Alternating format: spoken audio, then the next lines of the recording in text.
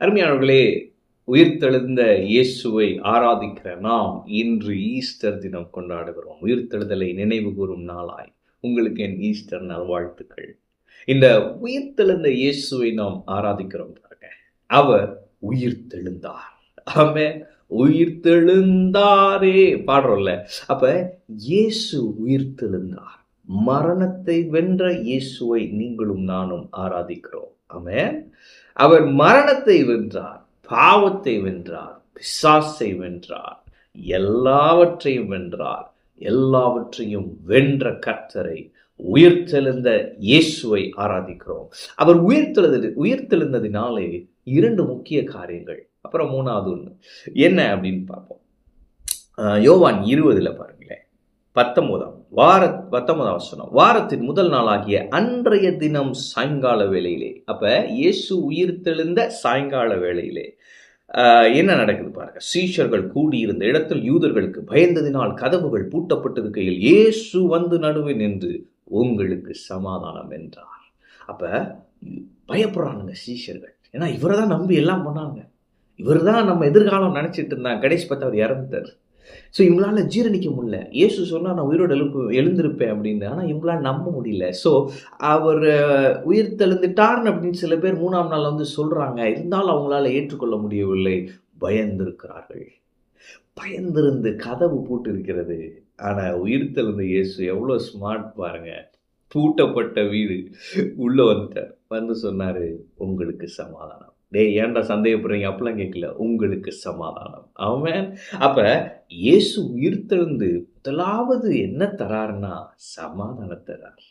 அந்த சமாதானத்தை தர்றப்ப என்ன நடக்குதுன்னா பயம் நீங்குகிறது. ஒருவேளை இன்னைக்கு நீங்க பயந்துட்டு இருக்கீங்களா ஏதேனும் சில காரியங்களை குறித்து?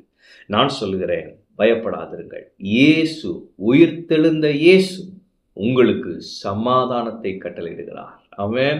அவர் சமாதானத்தை கட்டளையிட்டு பயத்தை போக்குகிறார். அதுக்கப்புறம் சீஷர்கள் பயப்படவே இல்லை பாருங்க. தைரியமாய் இயேசுவே கிறிஸ்து என்று உயிர்த்தெழுந்து விட்டார் என்று தைரியமாய் பிரசங்கம் பண்ணினார்கள். ஆமென். அப்ப உயிர்த்தெழுந்த இயேசு முதலாவது நமக்கு சமாதானத்தை தருகிறார். அதனாலே பயம் நீங்குகிறது. அடுத்து என்ன போட்டிருக்கு பாருங்களேன். அவர் இப்படி சொல்லி தம்முடைய கைகளையும் விலாவையும் அவர்களுக்கு காண்பித்தார். சீஷர்கள் கர்த்தரை கண்டு சந்தோஷப்பட்டார்கள். ஆமென். அப்ப சமாதானத்தை கட்டளையிட்டார். அடுத்து அவர்கள் சந்தோஷப்பட்டார்கள்.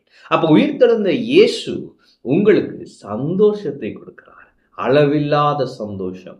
அப்ப ஜாய் அன்லிமிட்டட் சொல்றோம் பாருங்க. நிறைவான சந்தோஷம். அப்ப நித்திய மகிழ்ச்சி அவர்கள் மேல் இருக்கும் இருக்கு. அப்ப உயிர்த்தெழுந்த இயேசு சமாதானத்தை மட்டும் தரல, சந்தோஷத்தை தருகிறார்.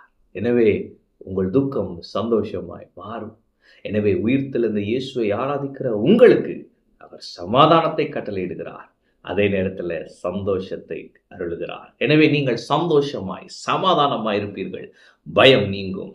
அடுத்து 3வது என்னன்னு சொல்றேன்னா, இது 2 அவர் கட்டளையிட்டாரு. அடுத்து இவங்களுக்கு இருந்த சந்தேகம் விலகினது. விசுவாசம் வேரூன்றி அது உதவி செய்தது. எது? இயேசுவின் உயிர்த்தெழுதல். எனவே ஒருவேளை நீங்க சில காரியங்களை குறித்து சந்தேகப்படுறீங்களா? என்ன ஆண்டவர் சொன்னாரு, அது நடக்கலையே. பாருங்க, ஆண்டவர் அவர்களுக்கு தம்முடைய கைகளையும் விலாவையும் காண்பித்து அவர்கள் சந்தேகத்தை போக்கினார். அவர்கள் விசுவாசித்தார்கள். எனவே சந்தேகத்தை போக்குகிறார். ஆமென். அப்ப இன்னைக்கு நான் சொல்லுகிறேன், உயிர்த்தெழுந்த இயேசு உங்களுக்கு சமாதானத்தை கட்டளையிடுகிறார், சந்தோஷத்தை கட்டளையிடுகிறார், உங்கள் சந்தேகத்தை போக்குகிறார். எனவே இந்த நாளிலே நீங்கள் இதை புரிந்து கொள்ளுங்கள். நாம் உயிர்த்தெழுந்த இயேசுவை ஆராதிக்கிறோம். சமாதானம், சந்தோஷம், ஆமென், சந்தேகம் விலகும். இயேசுவின் நாமத்தினாலே நீங்கள் சாட்சியாயிருப்பீர்கள். ஆமென். கர்த்தர் உங்களோடு இருக்கிறார். கர்த்தர் உங்களை ஆசீர்வதிப்பார்.